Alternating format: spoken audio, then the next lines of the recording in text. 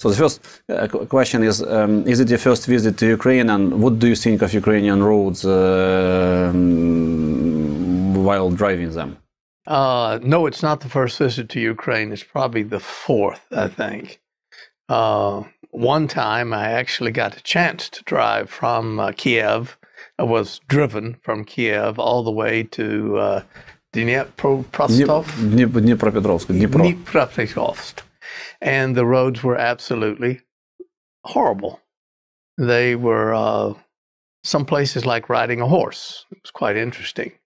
45 kilometers an hour was way too fast. So, of course, that was a long time ago, and I'm sure the roads are improved nowadays. Do you think that there are easy solutions for improving Ukrainian roads? Because Ukrainian roads seem to be a disaster for all the population of Ukraine, and this is a problem that Ukraine is struggling with for many years.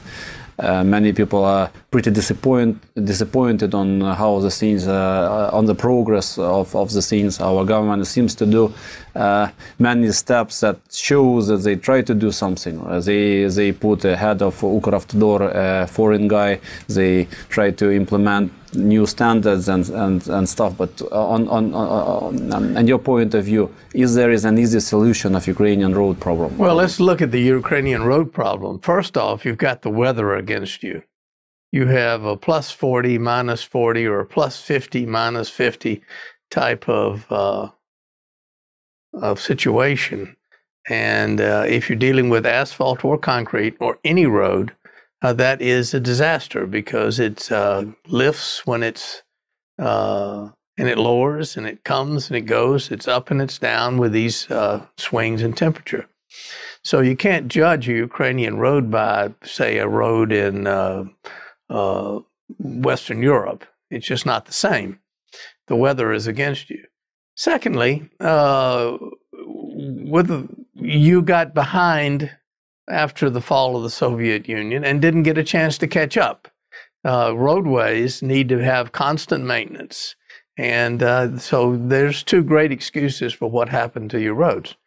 The real solution is to use the latest in technology that gives you the longest possible service life. And the longest possible service life is available only if you correct the mix that is put down on the road. Hot mixed asphalt is like lava from a volcano. It is rock and sand mixed with a hot bitumen that flows as a liquid at plus 150 degrees. But as it gets down towards 70 or 80 degrees, it solidifies and will stay solid at normal temperatures that people have, typically 35 or 36 degree in the summertime and down to a minus 40. The asphalt should be a solid. In that process, when it's a liquid and it's delivered from the plant, from the mixing plant, the first thing it goes into is a truck or a trailer, and this motion itself deteriorates the mix. The mix segregates. That means that the big stones roll farther than the little stones. So in the middle of the truck, you have the fines, and on the outside of the truck, you have the big stones. And then as it goes down the road, just shaking up and down with normal movement of a truck, it segregates further. And as it goes further, it also cools the outside of the truck steel, will cool the outside of the mix, so that you have three things happening all at once: a thermal segregation, a material segregation, and because it's segregated, it's no longer the mix that the mix design was made by the scientist who designed it.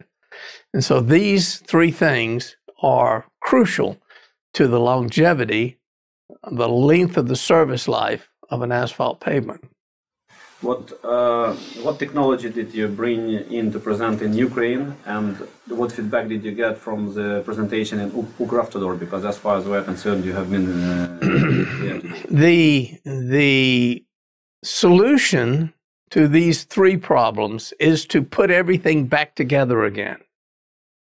And the way we do it is a machine that was invented in the United States called the shuttle buggy. It takes the material from the truck that has now segregated it and thermally segregated it so that it's got cold spots, it's got big stones sitting next to big stone, and it remixes it in this area, and it allows the material to go back into the mix design that it was originally made in the plant. And this mix design is very crucial because someone in a laboratory spent a lot of time making samples to make sure that they would last as best as possible. So now the mix design gets delivered to the paver and put on the roadway. And that can give you twice or more service life and a reduction of the maintenance costs by as much as 90%. In certain areas of the world, we've seen this demonstrated. If the service life of a road is doubled or tripled, then you can catch up in the Ukraine and, to a large extent, save a lot of the costs that the taxpayer would be expected to fund by simply having the road not needing to be repaved so very often. And if you can save half of the cost by simply doubling the life of the road, that's a very great savings. We have these machines all over the world. They've improved the road systems in many, many, many different countries. And every time that we begin, it is always a struggle to understand the technology and understand how by spending a little extra money on the road construction process, you can save a lot of money in the road program. But it's extremely important, both for the safety of the people, the driving safety, and the economic viability of your country. And do you think Ukrainian government has that this understanding of the problem and is forced to do changes that's needed to be done to fight this problem? Yes, the internal road network of any country is a vital organ of its commerce, so that people can trade from one area of the country to the other. It's also a national defense question, so that you can defend yourselves quickly and carefully. And it's a safety thing. Smooth road not only saves lives by not being bumpy and having people try to miss a pothole and go off the road, but they also is a great saving in petrol cost. A smoother road can reduce the petrol use considerably, both in cars and in commercial vehicles. Do you have any partners in Ukraine now at the moment that would represent company technologies on Ukrainian market?